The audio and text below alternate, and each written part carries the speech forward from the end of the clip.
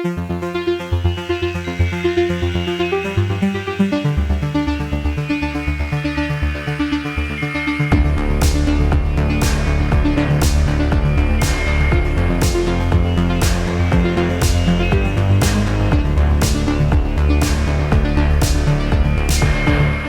y'all, and welcome back to another episode of Every Horror Movie on Netflix, the podcast where we watch, review, and discuss every horror movie on Netflix. I am one of your hosts, Allison with an I, along with Allison with a Y. Patrick! Where's Patrick? Are you there? Allison with a Y? Allison with a Y? Patrick, where are you? Allison with an I, can you hear me? I can hear you. I can't find you, for fuck's sake. Allison with an I, you keep moving around. There's too much tall grass. If that didn't give it away, because why would it? This week, we are reviewing In the Tall Grass. We're the dumbest people. Truly. We are reviewing how nerdy we can possibly get. I should say I'm the dumbest person because that was my dumb idea, so sorry to everyone. We loved it. A little bit about the movie. In the Tall Grass is an adaptation of a Stephen King and Joe Hill novella about the unsettling events that happen to a handful of people when they wander into a giant field of, well, tall grass. We first meet Becky and Cal, a brother and sister who stop next to the field while traveling through the countryside. Becky, who's pregnant, is planning to give up her baby to a family in San Francisco. But while they're stopped, they hear a young boy named Tobin, fucking Tobin, calling for help somewhere in the field so they can go in to rescue him. They quickly become lost along with Tobin in what seems like an endless grass plagued by supernatural happenings. They then discover Tobin's dad, Ross, played by Patrick Wilson, and his mom, Natalie, are also stuck in the field. And eventually Becky's fuck-up baby daddy, Travis, wades into the field as well in search of Becky. Together, the lost 6 people try to figure out the secret of the grass and find their way out of the field. Fun fact about this, this was originally published in Esquire magazine in 2012.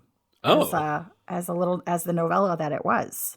Interesting. So, Allison with an I, you've read this. Is it a little slim, quick read? You know, I read everything online, which I feel I feel like such a poser saying that. Like, but I feel like the next poser-ish thing is audiobooks, which are not poser things. I don't listen to audiobooks, but I'm like, you know what? I need to like dismantle all of that thinking that I'm doing because reading is reading is reading. But I've seen paper copies of it also online, never have held one. And yeah, it's a little thin copy from a larger book called Full Throttle, which is a collection of short stories. So I think this is the only short story that I've read from Full Throttle. Have you or Y read anything from that? No. No, I haven't read that one. So tell us about your thoughts on the story, because like that's the whole reason that you picked this. How did you respond to the book, the novella? So, okay, to back it up, the reason that I picked this movie is because I saw this movie when it came out on Netflix. So what year was that? Do we have a 2019? year? 2019. I think I saw it right when it came out and I was like, ooh, this looks good. Based on a book by Stephen King. Watched the movie. Did not care for it at all. Like had some pretty strong feelings about it. It was like, this absolutely sucked. Mm-hmm. And then fast forward to 2020, it was either the end of 24 or beginning of 25 that I read the novella and I really preferred it. I really liked it. And I was like, oh yeah, I remember watching this movie and feeling like it totally sucked. Let me read I did it backwards, right? Like usually, I mean, there's no right way to do it, but I like to read the book, then treat myself to the movie or show or whatever it is. I like the book a lot better than I like the movie, but I could not remember anything about the movie. Mm-hmm. So I suggested that we watch this selfishly so that I could revisit the movie after having just read the novella, after having seen the movie a long time ago. Mm-hmm. Well, I'm kind of glad you did because I had been curious about it since it came out. Stephen King, and as longtime listeners know, I'm a big Patrick Wilson fan. You know, Patrick Wilson is daddy. And the concept was just bizarre and fascinating. I was very curious about it when it came out, but I still hadn't seen it. So I was glad to have an opportunity to check it out. Yeah, I had seen it back also when it first came out, and I didn't remember much about it. I remembered Patrick Wilson's character, and that was probably, and the premise, of course, but that was really about it. And I also remember at the time when I first watched it, I was like, there's nothing to write home about, you know? Yeah. You know, Patrick, you and I have talked about how we don't have great memories. Mm-hmm. I felt like I was watching it for the first time when I rewatched it for the podcast. I was like, I don't remember any of this. Same. Like, there were some things that I was like, oh, yeah, I guess I do remember that, but I would have never been able to tell you, like, prior to rewatching it about it. Yeah, I think I remembered the big spoiler that we'll obviously not talk about until we get to the spoiler room, but only because it was deeply traumatic. But beyond that, I was like, I couldn't tell you anything about this movie. Mm-hmm. It was pretty faithful to the novella, I will say. There was one important character swapped out for another, and the ending was just a tiny bit different. So we can get into that, like the meat and potatoes of that later, but it was pretty faithful in a way that was nice, you know? Mm-hmm. Interesting. Well, I'm curious to hear if this faithful adaptation, if it sat better or worse with you the second time, but maybe we should hang on to that until we do our reviews. Keep everybody, keep Allison with a Y and I in suspense, and the listeners as well. I love it. This premise, though, I actually said to Allison with a Y right around the beginning, I was like, leave it to Stephen King to be like, what if grass was scary? And I was like, this feels it almost feels like something M. Night Shyamalan would also think of. Ooh, good call. Yeah. I especially just because it's so high concept as it goes along. Like, obviously, again, we're not going to spoil exactly what's going on here in the grass, but there are some surreal and sort of supernatural things going on. And the explanation, or sort of lack thereof at times, is definitely Shyamalan-esque. The degree to which people repeat their names over and over again is Shyamalan-esque. That's why we were all yelling each other's names at the beginning of the podcast. Yeah. Like, I've never heard the name Becky said so many times in my entire... I don't think, like, however many times the name Becky is said in this movie, I don't think in my life prior, cumulatively, I had heard the name Becky spoken so many times. Well, I think the good news is that we remember at least most of the characters' names as a result, which feels like a rare occurrence on this podcast. That's true. Yeah. That's true. Yeah. Seriously.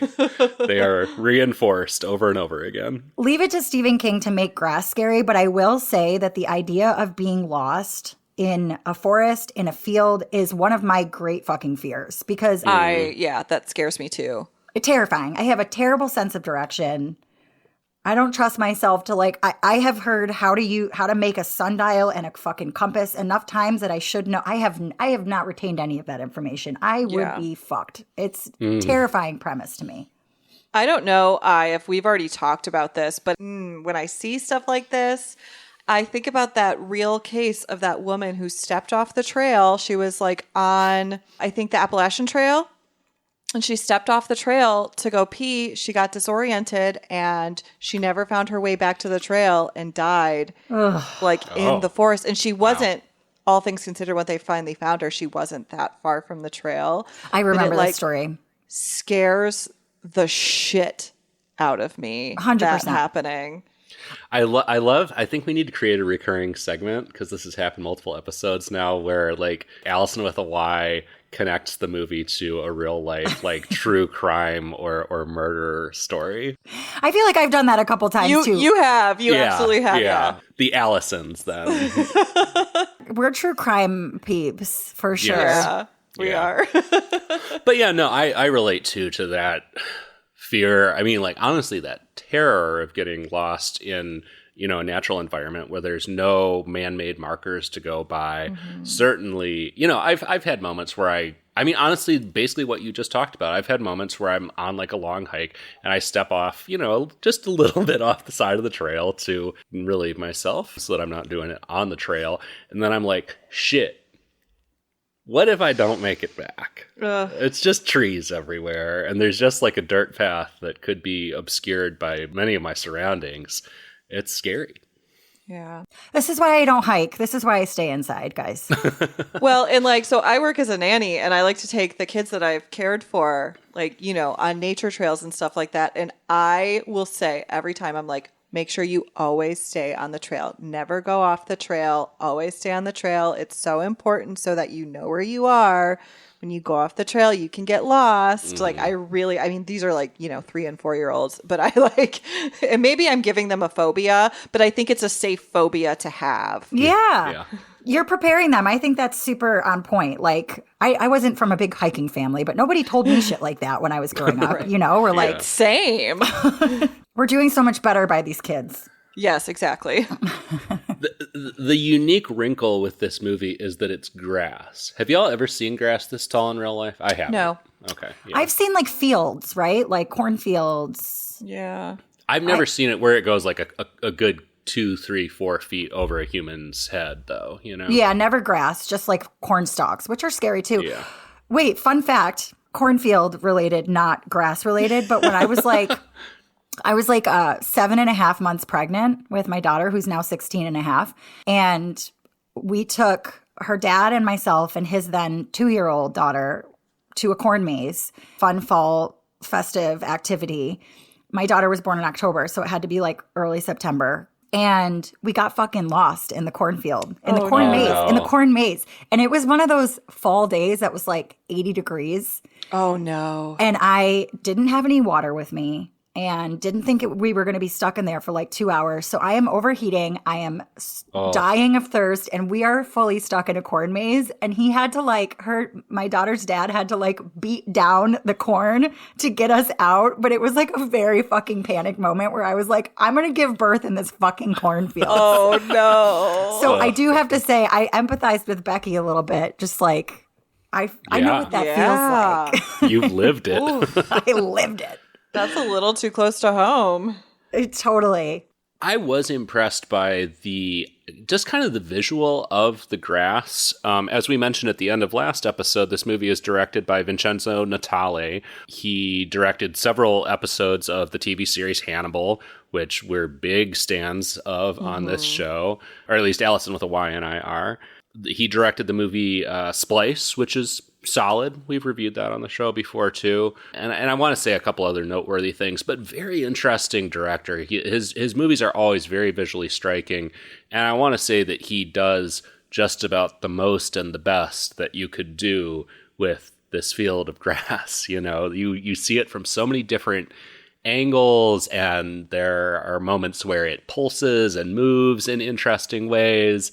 Yeah, it's strangely visually compelling for a movie that literally just takes place almost entirely in this giant field of grass. Yeah. It's hard for me to imagine anybody really doing it better. Yeah. Working with the material. The material itself, different story for me at least. Yeah. Again, without getting into the specifics of exactly what's going on in this field, it was a little lacking for me. It's just I still didn't know quite what to make of it in the end. There are certain revelations, but they weren't enough for me.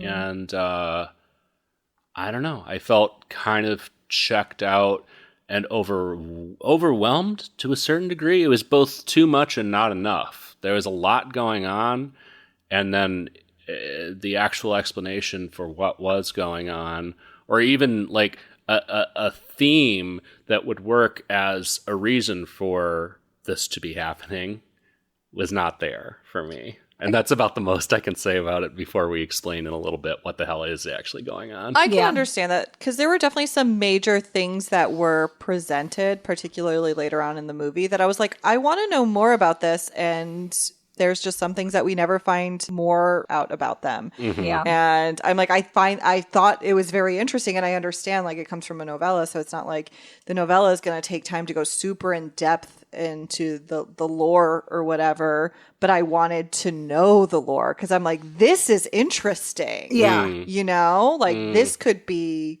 really fascinating. I understand that it's like it's beholden to the material that it comes from. So I can give the movie itself that grace, but watching like this story unfold, it's like, no, that's what I want to know more about. Yeah, well, and especially when you mentioned the lore, there is a dilapidated old church right across the road from this field that appears very ominously many times. There is a bit of action that winds up taking place in it. And there's also a rock, a giant boulder in the middle of the field that also plays pretty significantly into the plot.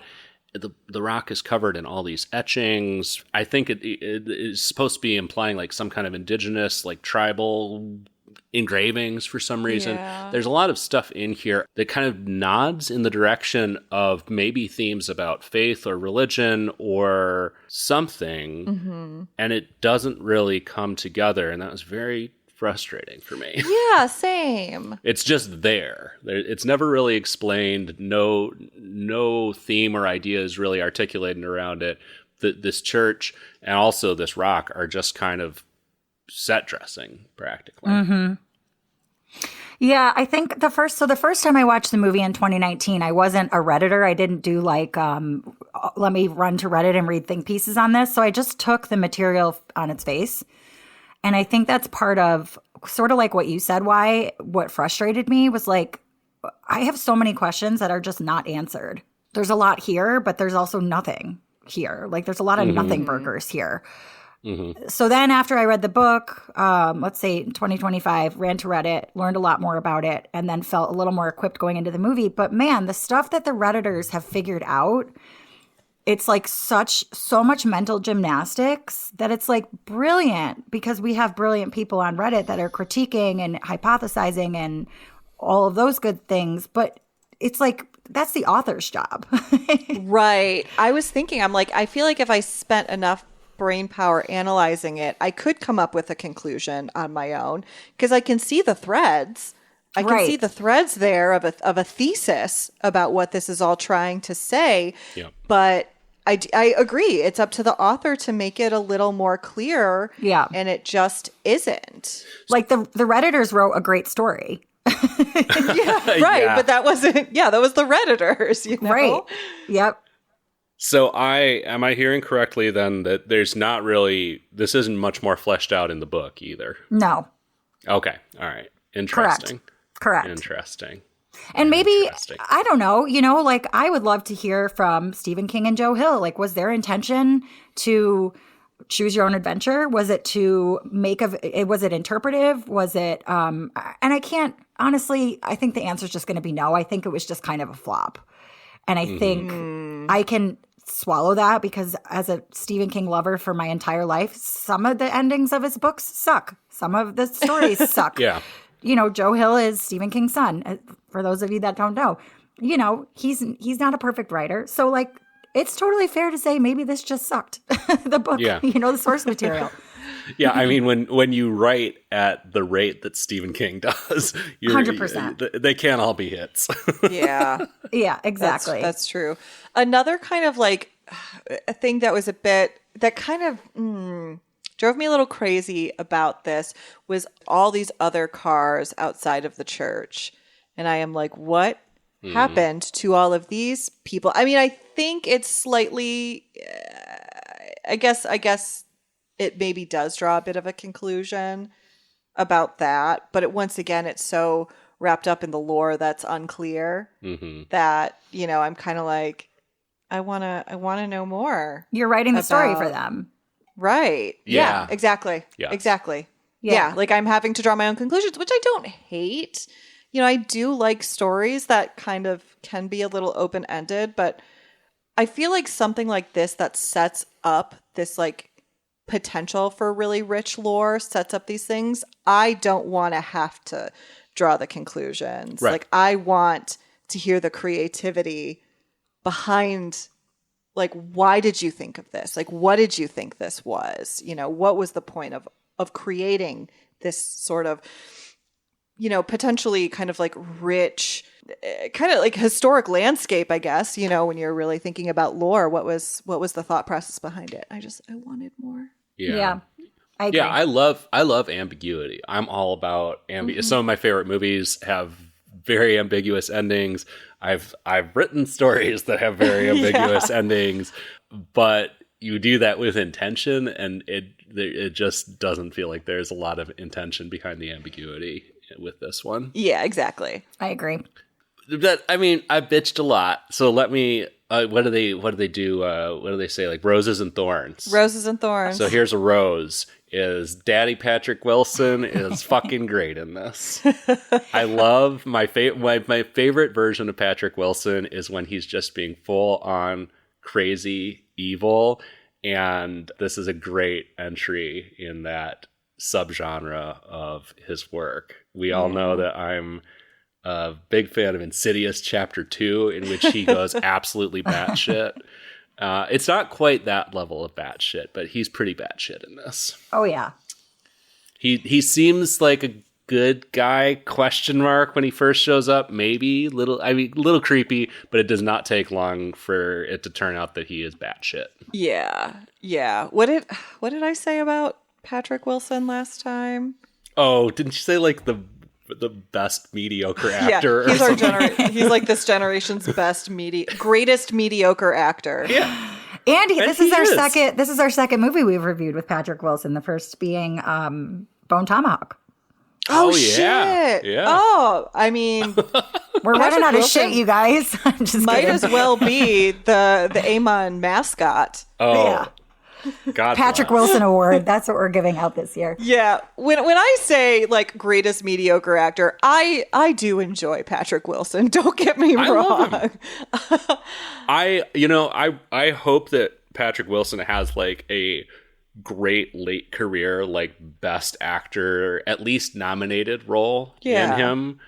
I don't know that I've ever seen anything from him that I would consider like a great performance, but he's pretty much always entertaining. Yeah. He's got that intense look. He's got the eyebrow, and he's, I would say he's a talented guy, not insanely talented, but he's always entertaining to watch. I don't think he's ever been given a lot of meat to chew on in his roles, He's in a ton of horror movies, so that alone, he's pigeonholed, right? Right, and then But he's also the fucking Phantom of the Opera. Well, isn't he? He's Raoul in Phantom of the Opera, he's like a baby in that. Well, and he's a theater guy. Like, he can sing. He can? Oh, well, I guess if he was in Phantom of the Opera, yeah, he can. Yeah. I don't know. Interesting man. I'm always excited to see him. He has a bit of an everyman quality, too. He's got the little bit receding hairline. I don't know. He's just an interesting character. Mm-hmm. I always enjoy seeing him. He always does the job. He always does what's required of him. Also, and this says nothing about his performance, but because he had like this little mustache in it, I kept being like, he kind of looks a little bit like Chris Pratt at times, which was so weird. Like almost like a mix between Will Arnett and Chris Pratt, and my brain was like freaking out. I could see Will Arnett. Yeah, I could see Will Arnett for sure. Yeah. Yeah, it was weird because, you mentioned that about him looking like Chris Pratt. In the very next shot of him, I was like, oh. Yeah. Yeah. It was only certain angles, but when they, happened, it was really weird. Yeah. And because the first shot after you mentioned that was one of those angles. And I was like, Crisp Rat? What are you doing here? Crisp Rat. I love calling him Crisp Rat. Chris Pratt. I think one of our fans actually introduced me to that nomenclature. Like Brat with a B, like... No, crisp, like crispy chips, and then rat, like a rodent. Crisp rat. He is a fucking rat, man. He went so far downhill after Parks and Rec. Fuck that guy. Oh, so far downhill. That guy. He's like that is not the Andy Dwyer that we know and love. Exactly. He's so talented. I mean, he has talent. He just doesn't use it anymore. He takes on just lazy roles. He's just a boring, bland. Of all things, fucking action hero now. But Crisp Rat is not in this movie. Yeah, we're spending way too much time on that guy. Fuck him. Fuck that guy. He's a trumper. Fuck Crisp Rat. Allison with an eye, how do you feel about Patrick Wilson? Oh, Patrick Wilson is daddy, for sure. Okay. I was going to say, I joked earlier, we're running out of material, but then I was like, no, we're definitely going to see more of Patrick Wilson because we only watch horror movies. And inherently, he's going to be in a lot more horror movies that we talk about and review and watch. Yeah. Yes. And I'm not sad about it. No, God bless him. Yeah, Patrick Wilson can do no wrong in my eyes. Like you said, Patrick, he gets the job done. I think he plays... He's the giver. He's the giver. Like the Chappell Roan song, he gets the job done. He does get the job done. I haven't seen him go super psycho until this role, and he did a good job. He was creepy. He creeped me out. He kind of creeped me out from the beginning, but I'm always just like a little leery of men. Fair. Yeah, he did. He was good at like establishing some pretty solid ick vibes from the beginning. So, which I think, that's pretty decent acting right there, to doing nothing that raises red flags, but also just having that vibe while still trying to be ostensibly a nice guy. Well, and it helps that he's got that Stephen King, like, boomer ass, like, my name's Ross, wife's Natalie, my gig is sales, just talking in this very shticky, boomery kind of way. Yeah. That is just the way a lot of Stephen King characters talk, but in this particular case, it definitely contributed to him just seeming off from square one. And I think when he's introducing himself, he introduces himself, like, he gives the context of, like, why he's there, why his family's there, but I think he calls himself Tobin's daddy. And I was like, ew. Yeah, same. Yucky. I didn't like that. Well, how much more can we talk about without getting into the spoilers? I don't think much. I would like to hear from you, though, Allison, with an eye, like, why the book hit with you so well, and, why the movie, it sounds like, still didn't really do it for you, even on the second viewing. I think without giving away my review, I wouldn't say that the book hit with me so well. I will say that I preferred it to the movie. Okay. I am like a huge Stephen King, Joe Hill lover. Like, some of the first horror that I read at age like 12, 13 was Stephen King. So I just always have a soft spot for his writing. Like, he's my comfort writer. Like, I'm same, honestly. Yeah, I'm so used to the way he writes. Joe Hill writes really similarly. I feel like I'm having a conversation with a friend, So it's hard to get that vibe from a movie, no matter how closely related it is. So that being said, even reading it on its face, I enjoyed it. I didn't feel the need as much to go like, wait a minute, that doesn't make perfect sense. And there's confusion and there's repetition, and I need to wrap my head around that to like it. Yeah. I didn't do that as much with the book as I did the movie. I don't know why. Yeah. Maybe it's a psychology thing. Maybe. So how would you rate the movie? View it, cue it, or screw it? Screw the movie, cue the book. Okay. Yeah, I can't even elaborate on why. I just think, if you're going to watch the movie by itself without any interest in reading the book, I would say it's a screw it for me. If you put the book in your queue and read it and then want to watch the movie that's based on it, cue the movie too, right? But if you're only going to do one, read the book. Yeah. What about you, why? View it, cue it, or screw it? So I think I liked it more the second time around. I don't think I liked it enough to say it's a view it, but there were enough things about it that I found interesting and, had me thinking that I think I have to give it a cue it. I think it is a really interesting premise. Like I said, I find the setup of the lore really interesting and really intriguing. And it instilled kind of enough feelings of dread in me that I'm like, yeah, I think this is something that if you want to throw it on your queue, and if you're just like hanging out and you're looking for something to watch, it's not a bad one to put on. Don't expect to get a ton out of it, but it might, have you thinking about what may be in fields of tall grass as you pass them. It will definitely, I think, make you look at those a little differently. Patrick, what do you think? What do you feel? Yeah, I'm going to jump on the screw it train. There are obviously elements of this that I enjoyed. As I said, I think Natali directs it about as well as you possibly could. Patrick Wilson daddy is daddying in the most evil way possible.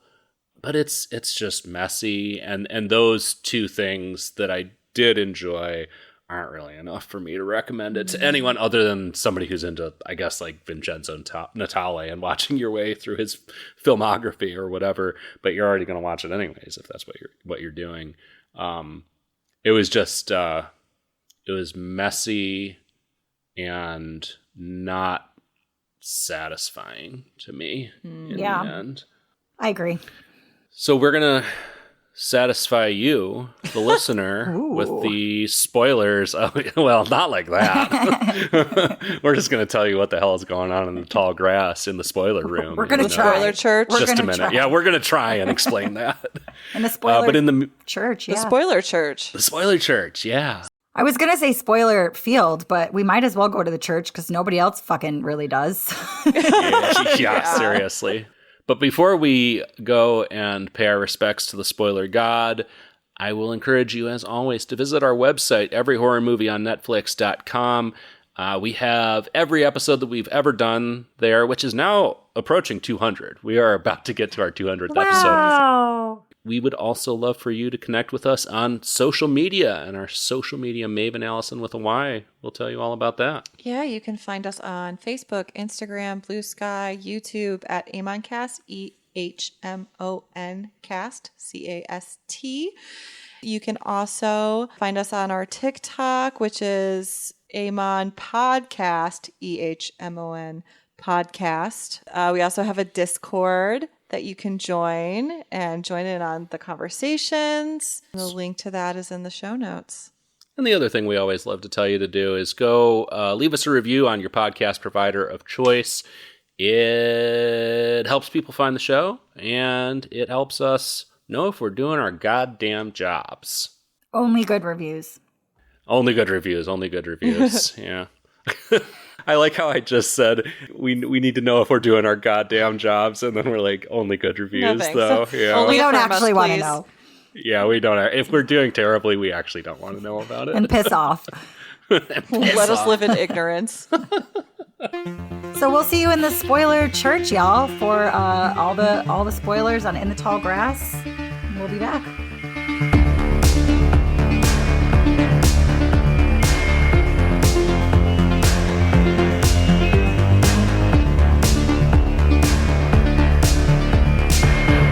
Welcome back to Every Horror Movie on Netflix. We are in the spoiler church where we're going to discuss the spoilers for In the Tall Grass. And we got some shit to unpack in here, guys. Allison with an I? Is that you? It's me, Patrick? Allison with an I. I'm here. Patrick, I hear you. Can you hear me? Guys, I'm over here. Stop moving. Where are you, I? I'm gonna jump up and see if you guys can see me. All Stay right? where you are. I'll come find you. Okay, the spoiler church. I want to throw in a note about just this church in the movie, because this was one of my favorite things in the movie. The stained glass windows that are just like beautiful. They look like blades of grass. So this is something I wanted to talk about. We might as well do it now. There's a lot of, apparently, Stephen King callbacks in this film. One of them being the Church of, is it Christ the Redeemer, or is it Black Rock the Redeemer? It's called the Black Rock of the Redeemer, which is in reference to the rock itself that is in the movie. Right. So I think that was in reference to some stuff in the Dark Tower series, which I have not read. So I can't speak to that. But there are nerds bigger than me. Of course there are. On Reddit, that several of them said, oh, that's a callback to, like, the church itself, and the name of the church is a callback to some stuff in the Dark Tower. Patrick, have you read that? Can you confirm or deny? I've only read the first book, and I don't recall anything in that book that would align with that. But there's, 9 books, I think, in the series. Yeah, it's a big one. And they're all 600 pages long, of course, because it's Stephen King. Yeah, of course. Somebody asked on Reddit, which I thought was really interesting, does anyone else think that the Black Rock is what brought it to Earth? Oh. Like it? Yes, It. like Pennywise it. Oh, like they're part of the same universe? Yes.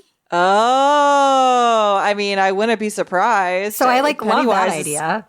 Ancient, so that would make sense. So once again, right, like we referenced earlier on the podcast, like we're writing a better story here. Right. I love that. Yeah, so this rock that the name references is well, I mean, we already talked a little bit about it, but there's some powers involved. Is it a meteorite? It doesn't say. It doesn't don't think they specify. say, yeah. Hard to tell. But it is Hard like to tell. this. Yeah, when you touch it, they say like you know things. If you touch the rock, you know things. Yeah. Including Yeah, like like- how to get out of the field. Including how to get out of the field. Yeah. Which initially everybody that goes into the field wants to know until they touch the rock. Well, only I think 3 characters have touched the rock. Right. Tobin, Daddy Wilson, and then Cal, what was his does her name? brother? Hal. oh No, yeah, Cal doesn't. Oh. It's the baby daddy who Travis. Right. Okay, right. Yeah, and it's interesting because, I mean, 2 of the characters effectively get corrupted by it, but Tobin has touched it and he doesn't that we know of. it's because he's a child. He's pure. I think it actually might be that. Yeah. Because they say, like, at one point, Patrick Wilson, and I think this is, like, setting up some of the lore behind it and some of the purpose, and I wanted to further explore. Patrick Wilson's like, touch it, you know, all it wants you to do is, like, work through your problems, work through your shit. The Rock wants to help you. I think all The Rock did was, you know, fully bring out his evil side. Mm-hmm. So... Well, yeah, I mean, it's so hard to tell what the hell is going on here. I mean, one thing that is clear is there's a time loop. Becky dies very early on. Mm-hmm. And you're like, well, shit. She's dead, okay. And then it almost immediately resets, and we see her and Cal come to the field for the first time again. So there's a lot of...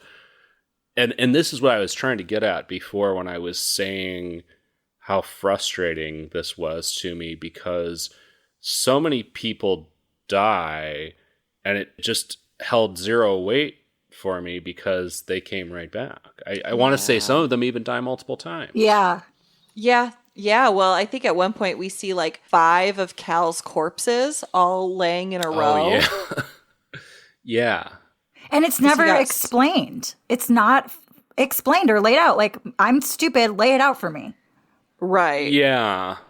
Yeah, or again, have something thematically where there's an explanation for that to be happening. I don't always necessarily need a practical, like concrete, logical, real world explanation, but if it seemed like this was doing anything thematically with that, it would work for me more, and it just doesn't.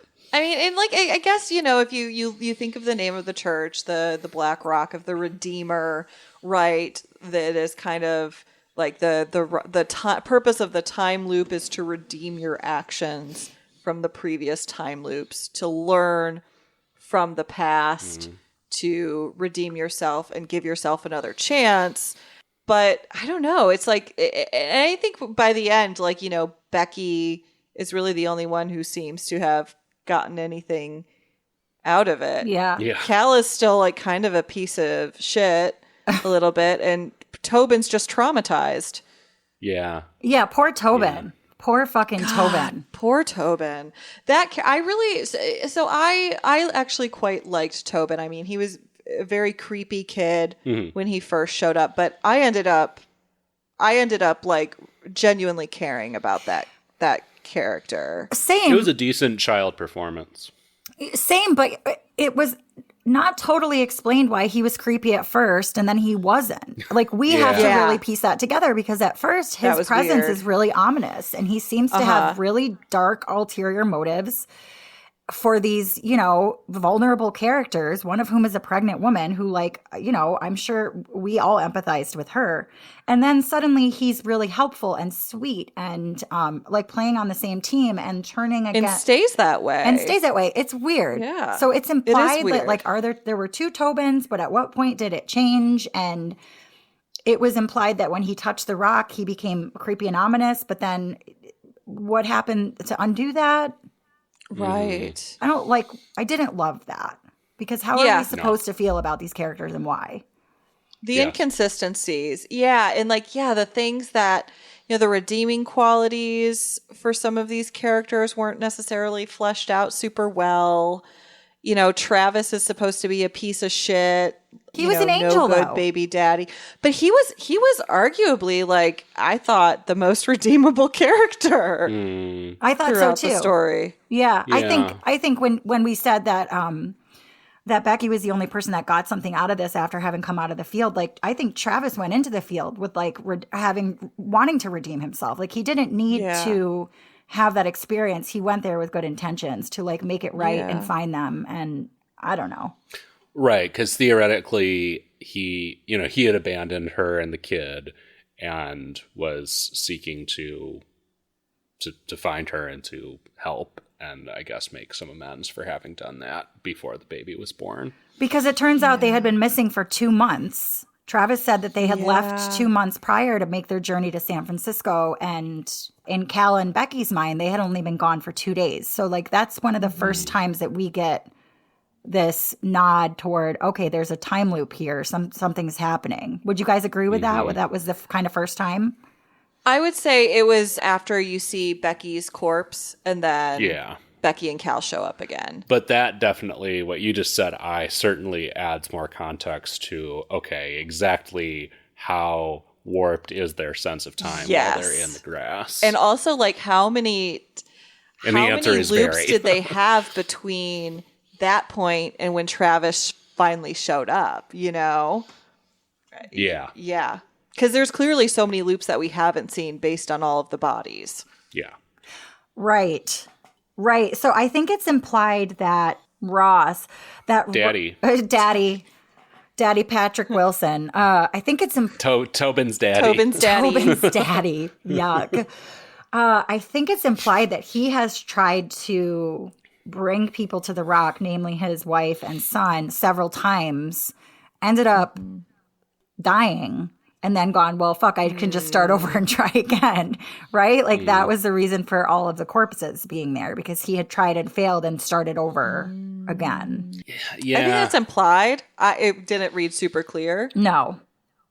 I'm still mystified by what the function of the Rock was. It seemed to hold some powers that were not evil, but also evil Patrick Wilson wants everybody to touch it. Right. Yeah. Like, maybe it brings out your innermost whatever is most strongly driving you. Like Patrick Wilson's character was clearly kind of narcissistic and like an egomaniac. And like, he made a couple of comments even before I think we knew he was a bad guy about like his family pissing him off and his kids just like, I could have been doing all this if it wasn't for this kid and this wife. And you're like, bro, that's fucked up. Once again, this is the frustration of why didn't the story flesh this out more? But I love this idea that it just like brings out your innermost self, showing how Tobin really is just this pure soul. And then someone like Travis, who, I mean, whatever, we're in the spoiler room. He ends up choosing to stay in the tall grass and kind of become like a protector. And that's like the role. He's the protector. So in a way, he is like a father figure. Yeah. Because he takes on this role of protector. And maybe that was his like true self finally coming out. Okay, but there's 2 Travises. So there's a Travis that stays in the tall grass, and there's a Travis that gets to make things right with Becky. Really? I did not get that. I didn't read that. I thought that like she just had to go on without him. Is that like in the book, or are we just dumb and we didn't get it out of the movie? Okay, let's pause for a minute, because this is the shit I'm talking about. Like, I almost felt more confused after reading some of this. So this is Reddit stuff? Yeah, this is Reddit stuff. So we'll take this with a grain of salt, and we can cut all this, like, but I just want to talk about it. If there's 2 Tobins, there are probably 2 Travises at the end. Also, notice that the brother enters the grass with his glasses at the end now when he didn't the first time. There's multiple timelines, okay? Oh. That I did notice, because he draws attention to the fact that he doesn't have his glasses the first time. Yeah. And when he went back in, I was actually paying attention for that. I didn't even realize that he had his glasses on the second time. Yeah. Or the I didn't either until I had read this. Okay, somebody said yes because Becky and Cal turned back. He waited 2 months before following them. It took them 2 days to drive that far out. So they'll be back home in 2 days. So there's got to be, a version of him. Correct. That they never, so Travis will never have had a reason to go look for them. By saving them, he redeemed himself. Wow. It's a better story than the one they told.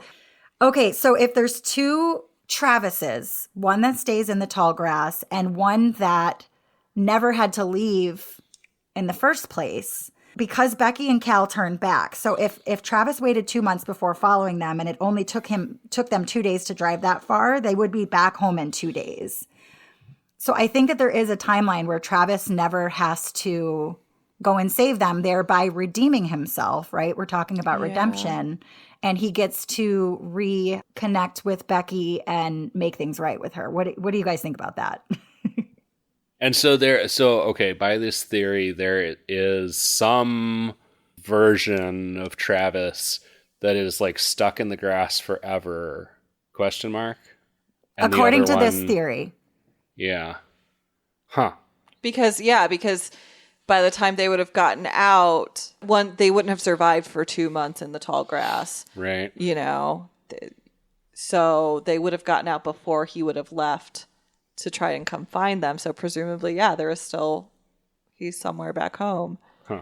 And I like that idea. I like that idea because, right? I do too. The end of this movie when Becky's like, you know what? I have a family to take care of. I'm not going to worry about that family in the grass. I have my own. It's implied that she goes back and keeps the baby. Cal's her family, even though he's weird and Freudian. And maybe like that version, however, even though she knows that there's a Travis in the grass, she goes and finds that universe as that time loops Travis as well. And maybe it changes her thoughts on him because of everything she experienced with him trying to protect her in the grass. I mean, who knows? I like the story we're telling right now, and I think I do too. I think it's a better story. It's a better story. Yeah. Isn't this a Chris thing, Patrick, where if you could rewrite this? Chris rewrites the movie. Yeah. Allison's rewrite the movie. I Reddit love it. rewrites the movie. Reddit rewrites the movie. Yeah. Yeah. Huh. Wait, so there are actually canonically 2 Tobins? I think that there are 2 Tobins. I think that there's a Tobin that never goes in the grass, ever. And I think that there's a Tobin that goes in the grass and tries to warn people or tries to, I guess, lure people in. Still, does that Tobin still exist? I don't know. Well, so I mean, the actual ending of the movie, we might as well get to spoiling that, is the beginning of the movie, time loops again, and we have Becky and Cal pulling up in their car next to the tall grass. They hear Tobin. Oh, well, yeah. Because there's a Tobin or some voice that sounds like Tobin in the grass yelling for help. Right. And then another Tobin. Comes out so of I the guess, church. duh. Or something is impersonating him in the grass. I don't know. But yeah, he comes out and says, like, don't fucking go in there. Yeah. And he proves that he knows what he's talking about because he has this little necklace that... He has Becky's necklace. Oh, that's right. A few times in the movie. And they're like, oh, okay, kid, this is weird, but I guess you know what you're talking about. And he gets in the car with them and they drive off together. Traumatized Tobin. Poor Tobin. Yeah. Because at one point he watches Patrick Wilson like kill his mom. Yeah. Like by smashing her head in, which is horrifying. Mm-hmm. So there is something we haven't talked about, and I think that I read something on Reddit and I laughed out loud, but this whole concept of dead things don't move. So remember that the dead dog, and then as more people die, the dead people act as landmarks to get around the tall grass because dead things don't move. But somebody made a hilarious observation on Reddit that were like, as soon as Tobin said that the field doesn't move dead things, I was immediately thinking, why doesn't someone pick up the dead dog and walk out? Literally, I was thinking about that too. I was like, why don't you find a corpse and drag it out with you? Yeah. Game over, guys. We figured it out. Right. Stephen King and Joe Hill, if you're listening, we need some clarity on this. Seriously. The dog definitely dies in this movie, and you see it quite gruesomely. Like, its corpse is fucked up. So if you don't like seeing dead animals, don't watch this. Yeah, that was really graphic. Yeah. The dog is already dead when you see him, but it's graphic. Yeah, you don't see it killed, but yeah, it's graphic depiction of its corpse. Yeah. Yeah. And what happens? I mean, Patrick Wilson gets killed, right? I don't know. I don't even remember. I feel like Travis kills him.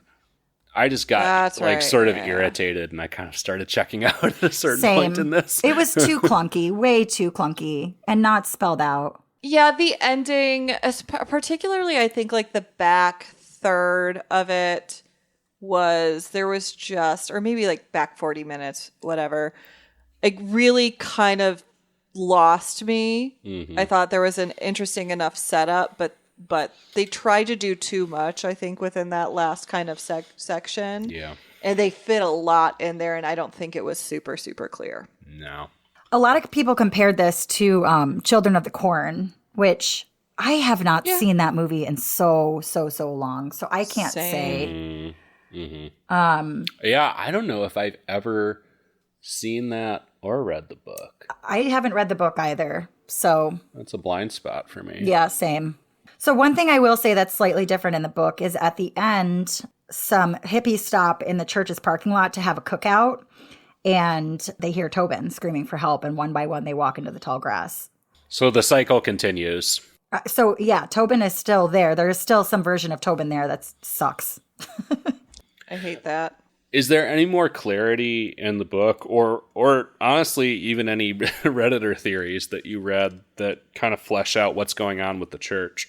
Because we learn some stuff about the Rock. We don't learn shit about the church in the movie. The church, like I said earlier, is basically just set dressing. And it is cool set dressing. The stained glass windows are gorgeous, and I want them in my home.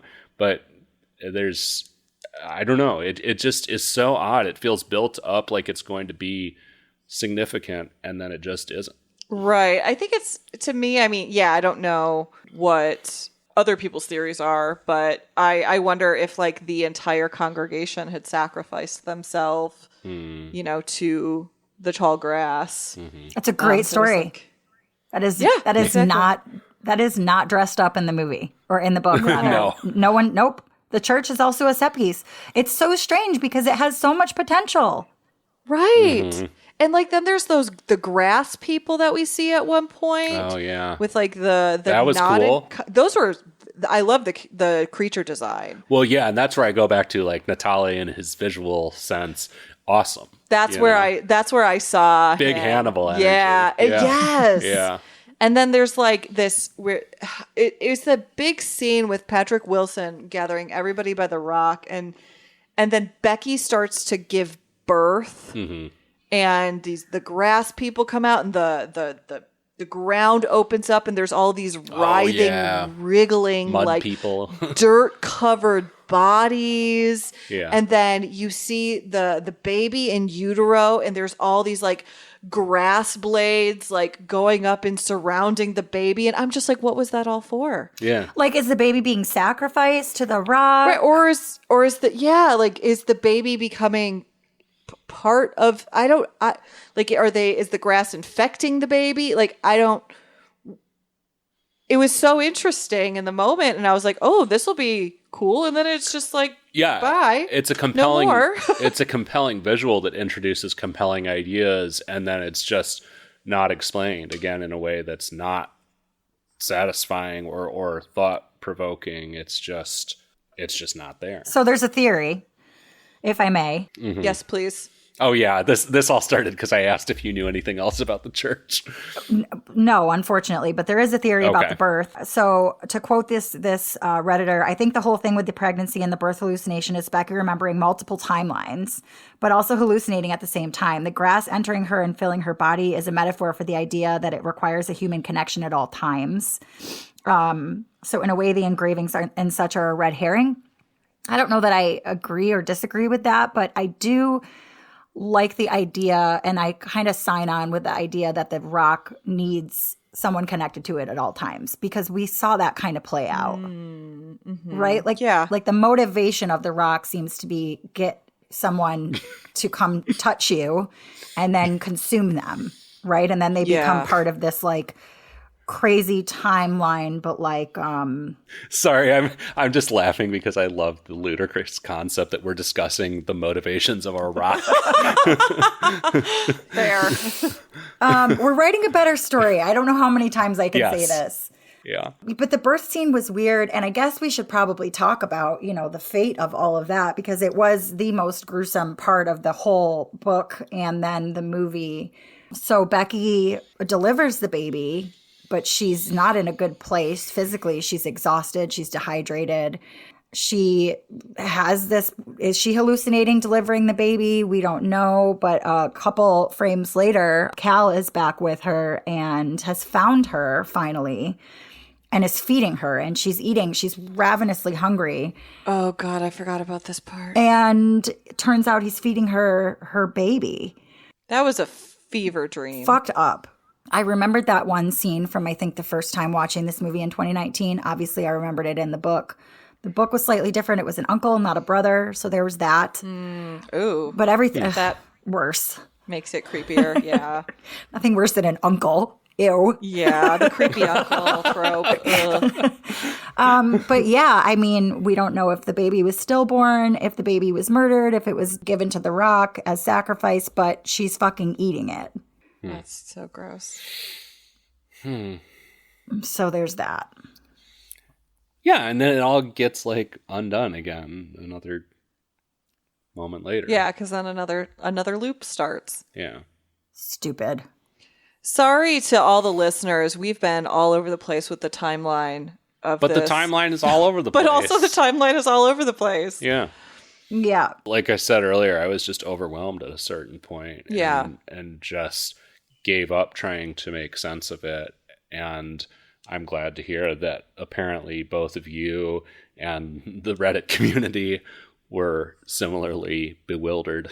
I mean, that being said, I'm enjoying like speculating on what things like could have meant and could have been. Yeah. And I think that's probably why I gave it a Q in part, was because like it did have me thinking about various things. And I am, while I'm frustrated that I don't, and I will never have answers about it, it is kind of fun to think like, well, what was the point of this? Like, what was this supposed to mean? What was this supposed to represent? It introduces interesting ideas because, I mean, even, Stephen King functioning at his lowest still has an insane imagination. And certainly I'll give this credit for having some incredibly imaginative ideas in it. They just don't come together as a narrative. Yeah.